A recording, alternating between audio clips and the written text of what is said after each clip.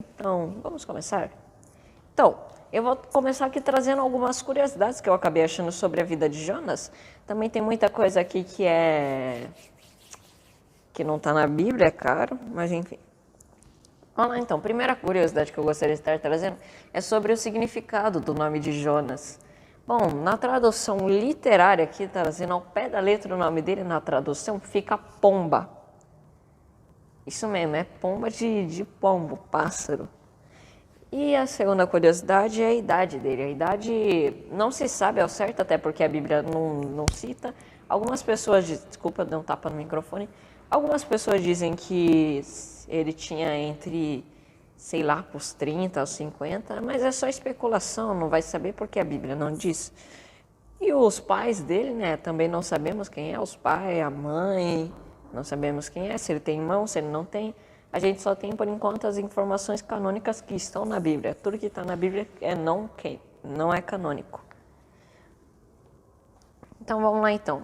A área de atuação dele, não... Eu vou citar 2 lugares aqui, só que o primeiro, ele não é certeza, até por causa que a Bíblia não diz.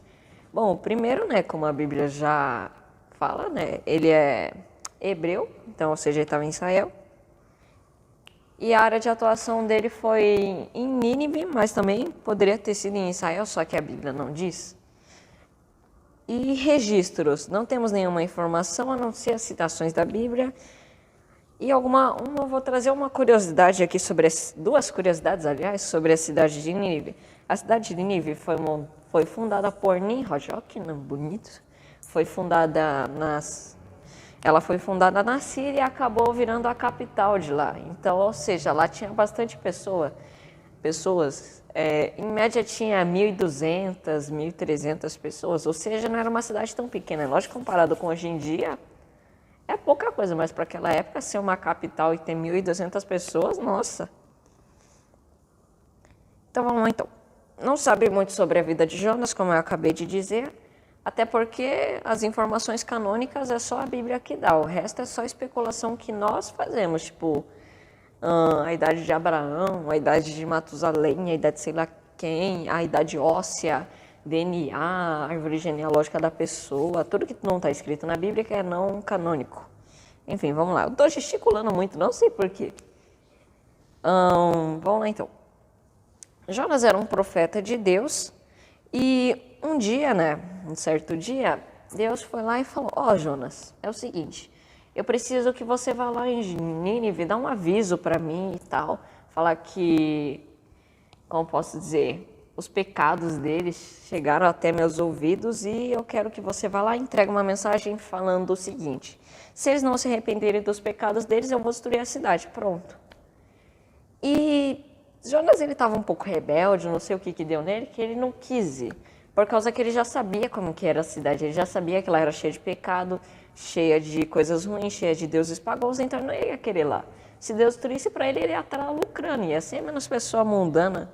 Então ele falou, Deus, é o seguinte, eu não quero ir não, eu não vou. E ele foi lá, não para Nínive, tá? Não foi para Nínive, ele foi lá, pegou um barco e foi para o leste. Ele não foi para Nínive, ele estava indo para o leste e tal. Daí, enfim, ele estava indo para Tarsis. Obrigado, produção, pela informação. Ele estava indo para o leste, em Tarsis. É isso? E no meio do caminho, né, ele acabou pegando aquela tempestade braba e tal. O barco estava mexendo de um lado para o outro. Você já anda de barco? Cara, na viagem que a gente fez, a gente pegou um barquinho. Tipo, se a pessoa desse um passo mais forte, o barco já... Então, imagina o barco numa tempestade no mar aberto, mar cheio de onda e tal. E ainda mais naquela época, que o barco era feito de madeira, o barco era menor e tal. E eu esqueci de dar uma informação que eu vou dar agora, desculpem. É que Jonas, ele estava dormindo. Você vê que o cara estava suavão, ele estava lá dormindo na parte de baixo do barco. Como que é o nome? Convés? Ele estava dormindo lá no convés e começou a tempestade. E Jonas estava lá, tirando aquele cochilão top. Daí, né, o capitão desceu lá no convés, por algum motivo, e viu Jonas lá dormindo. Daí, Ah, é porão. Desculpem. No porão. Daí o capitão desceu lá no porão e viu o Jonas dormindo. Eu aposto que o capitão ficou um pouco indignado. Porque no meio de uma tempestade, o barco mexendo de um lado pro outro, uma tempestade mó forte. E o cara tá dormindo, o cara consegue dormir numa situação dessa, é incrível. Não sei se Jonas estava uns 5 dias sem dormir, porque, meu Deus. Enfim, o capitão viu lá, deu uns 3 tapão na orelha dele e falou: acorda, homem. Tá na hora de você levantar, vamos lá em cima e você vai ter que orar pro seu Deus. E eu imagino que eles já tinham orado para os deuses deles, já tinham orado para Buda, para Nossa Senhora, já tinham orado para sei lá quem, não tinha funcionado. Daí eles falaram, vamos pedir para esse cara aqui orar, vai que funciona. Daí ele foi lá e Jonas já estava um pouco receoso, né? E ele não orou, tal. Em um certo momento, eles pensaram, pô, essa tempestade está muito forte. Vamos supor que estava no verão. Essa tempestade está muito forte para o verão. Até que em um certo momento eles pensaram, essa tempestade deve ser causa de alguém ou de alguma coisa que está aqui. Então eles foram lá, jogaram a sorte. Vamos supor que eles pegaram 3 palitinhos e tinham o menor. Quem pegasse o menor era o culpado da tempestade. É assim, é na sorte, literalmente. Então foi lá, Jonas puxou o palitinho menor e eles já começaram a incriminação. Daí o capitão, quem é você? O que você fez? De onde você veio? Daí Jonas, responderia interrogatório. Desculpa, minha voz está um pouco ruim aqui. Água. Não Coca-Cola, água. Quem pegou a referência, entendeu? Enfim, eu perdi o fio da meada, desculpa. Enfim, o capitão estava lá fazendo o questionário e Jonas começou a responder. De onde você veio?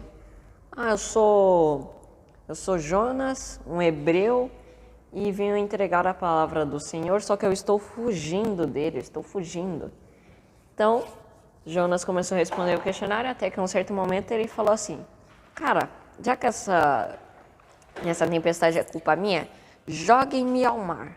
Porque eu imagino, né? Porque quando o barco tá meio balançando naquela época, eles pegavam as cargas mais pesadas e jogavam ao mar. Não importa o que era, se era ouro, se era prata. Eles pegavam, jogavam no mar para deixar o barco mais leve, para o barco não afundar junto com a tempestade. Então foi lá Jonas e falou, eu sei que eu comi um frango do KFC ontem, então estou muito pesado, eu quero que vocês me joguem ao mar. Tô brincando, galera, não foi isso que ele falou. Ele pediu para jogarem ele ao mar, porque ele era a causa da tempestade. Se ele fosse jogado ao mar, a tempestade ia parar. Então, o capitão falou, isso faz sentido, e jogaram ele ao mar. Desculpa, eu tô resumindo bastante aqui pra vocês. Então, jogaram ele ao mar e no mesmo tempo que ele jogou, quase instantâneo, a tempestade parou. E Jonas, ele tava lá afundando, vendo aquele filminho que passa sempre quando você tem um mini ataque cardíaco. Você vê aquele filminho da sua vida, você vê todas as decisões da sua vida, você vê tudo que você fez de ruim, de bom. E eu imagino que ele viu esse filminho, daí do nada um peixe gigantão, tá ligado? Um peixe, nossa, aquele, sei lá, era maior que uma baleia, eu imagino. Engoliu o Jonas e o peixe falou, vai engolir esse cara aqui, é nóis. E é isso, o peixe engoliu o Jonas e Jonas ficou dentro da barriga do peixe durante 3 dias e 3 noites. Então imagina, você aí, sorocabano, estadunidense, francês, espanhol, americano, mexicano, de todas as nacionalidades. Eu aposto que você não aguentaria ficar 12 horas sem comer e sem beber água. Jonas, ele ficou 3 dias e 3 noites, tá certo que ele pulou 12 horas por causa que ele tem que dormir, é claro. Mas imagina, você passar 3 dias de jejum involuntário na barriga de um peixe. Deve ter sido um pouco sofrido para Jonas. Daí imagino que lá dentro da barriga do peixe, ele começou a pensar sobre a vida. Pensou que ele não deveria ter desobedecido a Deus, que ele deveria ter ido para Nínive, que ele teria evitado tudo isso. Daí ele foi lá, ele se consertou com Deus, eu imagino, é claro.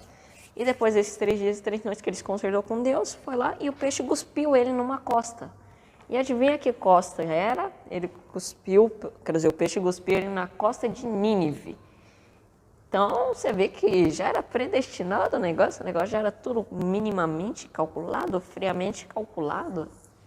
Então, foi lá Jonas, né? Depois disso, né? Depois desses 3 dias sem comer, eu imagino que ele devia estar fedendo a peixe, porque, sinceramente, se alguém vai no pesqueiro e já sai fedendo aquele fedor, sabe, de quem saiu da feira do peixe, o cara não devia estar muito cheiroso. Enfim, isso daqui é detalhe, é detalhe. Então ele foi lá, indo para Nínive, indo, até que ele chegou no centro da cidade e começou a dizer o que o Deus tinha falado, que se eles não se arrependessem dos seus pecados, eles iam ser destruídos, tal, ia cair fogo do céu, ia exterminar todo mundo daquela cidade. E os guardas, né? Os guardas não ficaram muito felizes e expulsaram ele da cidade. Foi lá, ó, vaza, Jonas, ninguém quer você aqui. Expulsaram ele da cidade e Jonas, como ele queria ver a destruição do povo de Nínive, né? Até porque o pessoal era pecaminoso, adorava outros deuses, fazia macumba, fazia sei lá o quê. Ele queria ver a destruição da cidade, né? Porque ele estava pagando para ver se os caras se eles iam se arrepender nesse tempinho que Deus deu para eles. E o engraçado é que Nínive inteira se arrependeu. Não foi só o rei, não foi só, eu posso dizer, um cidadão aqui, outro ali. Não, foi a cidade inteira de Nínive. 120 mil pessoas se arrependeram de seus pecados e foram perdoados por Deus. Então você vê, todo mundo, enfim, Deus perdoa todo mundo. Então, enquanto isso, né, enquanto Jonas estava lá esperando a destruição na cidade, Deus foi lá, colocou uma semente de uma árvore e fez uma árvore crescer. Eu imagino que uma árvore frutífera, né, uma árvore, vamos supor que, existe árvore de melancia? Existe? Acho que dá. Enfim, vamos supor que é uma macieira, uma árvore cheia de maçã e tal. Daí Jonas fala, nossa, Deus, obrigado, uma macieira para mim, ver a destruição dos meus inimigos, comer uma maçãzinha aqui, tal. Ele ficou coberto ali pela sombra da árvore, aconchegante. E é isso, a vida que segue. E ele foi dormir, né? No dia seguinte, ele acordou com a árvore podre, a árvore sem nada, sem fruto, com as frutas toda comida, com as folhas comida, com o tronco da árvore oco cheio de cupim, com tudo de ruim naquela árvore. Então ele ficou bravo, ele ficou revoltado. Ele ficou tão revoltado, para você ter noção, que ele queria que Deus retirasse a vida dele. Falou, Senhor, me leva, Senhor me tirou esta árvore, tal, ela não merecia isso. E ele ficou bravo, sabe? Ele ficou furioso com Deus, com a vida, com tudo. E Deus foi lá e deu uma lição de moral nele. Eu imagino que Deus disse mais ou menos assim. Você tem pena desta árvore, que você não plantou, você não regou para ela crescer, você não fez nada, não lhe custou nada desta árvore, e você fica triste quando ela morre. Você sente pena dela quando ela perdeu o fruto, quando ela apodreceu. Então você acha que eu não deveria sentir pena de 120 mil pessoas que tem na cidade de Nínive? Só por causa que você, como eu posso dizer, não consigo achar uma expressão que seja adequada com a Bíblia, com o conceito da Bíblia. Enfim. Então você acha que eu não deveria ter pena de 120 mil pessoas que moram em Nínive, mas deveria ter pena dessa sua árvore? Não, né? Eu imagino que Jonas tenha ficado no lugar dele, não tenha mais brigado com Deus. E é aí onde se finaliza a história dele, né? A história dele com Nínive e tal. Vamos lá então. Então eu vou trazer uma pequena explicação. Dicção cada dia melhor, galera. Se vocês quiserem mais vídeos como esse, vem aqui, se inscreva nesse canal. Toda sexta-feira vídeo novo comigo. Aliás, todos os dias tem vídeos segunda, terça, quarta, quinta, sexta comigo. Sábado tem culto, domingo tem culto. Segunda tem culto de oração com a nossa produção. Enfim, Pastor Leandro? Desculpa aí ao Pastor Leandro, me perdoe. Então, segunda-feira teremos live com o Pastor Leandro, toda segunda-feira, né? Então, vamos lá. Agora eu vou trazer aquela explicaçãozinha que vocês gostam. Vamos lá, então. O que essa história traz de moral para a gente? Primeira coisa, Jonas, ele se achava melhor que Deus, ele se achava melhor. Porque ele começou a julgar a cidade sem ter o julgamento de Deus. O julgamento de Deus é bem diferente do nosso. O julgamento de Deus ele não vai por cor, não vai por raça, não vai por religião que você seguia antes de ver ele, não vai por isso. O julgamento de Deus é justo, diferente do nosso. O nosso vai por cor, raça, religião. Então, ele meio que se achava melhor que Deus. Mas, no final, né, ele acabou aprendendo uma lição valiosa sobre misericórdia e perdão. Por causa que ele não via nada de bom naquela cidade, ele não via coisa boa, daí do nada Deus resolve perdoar ela. Só por causa que eles perdoaram os pecados. Por causa que Deus perdoou os pecados. Eu aposto que isso daí foi uma lição bem valiosa para ele. E calma aí que eu também tenho algumas outras explicações aqui, desculpem. E também essa história aqui que eu contei mostra onde leva o caminho da desobediência contra Deus. Primeira coisa, depois que ele desobedeceu a Deus, ele enfrentou uma tempestade, ele foi engolido por um peixe, ele tomou uma lição de moral de Deus, perdeu uma árvore, perdeu um monte de coisa. Tudo isso por causa que ele desobedeceu a Deus. Então você vê que, né? O caminho da desobediência sempre vai acabar desapontando. No caso, ele ficou muito desapontado, porque depois você ir para um barco tentando fugir de Deus, ser engolido por um peixe, é bem triste. O cara deve ter ficado bem triste. Enfim. Então, eu acho que eu não anotei mais nada aqui. Não anotei. Enfim, essas foram as coisas que eu consegui pegar desse resumo aqui que eu trouxe. Então, é isso. Eu gostaria de estar finalizando aqui com vocês. Obrigada a todo mundo que nos acompanhou até este momento. E é isso. Te vejo na próxima live ou no próximo culto, que será amanhã. Culto de... do que mesmo? Culto de louvor e adoração. 7h30. Aliás, um aviso aqui para todo mundo que está um pouco desatualizado. Todos os nossos cultos agora começarão às 7h30. Não importa o dia. Todos os cultos presenciais, me perdoem, todos os cultos presenciais começaram às 7h30, algumas lives começaram às 8h. Sim, só as lives começaram às 8h, todos os cultos sem exceção, que sejam presenciais, começaram às 7h30. Então eu gostaria de estar agradecendo a todo mundo que nos acompanhou. Te vejo na próxima sexta, obrigado. Tchau.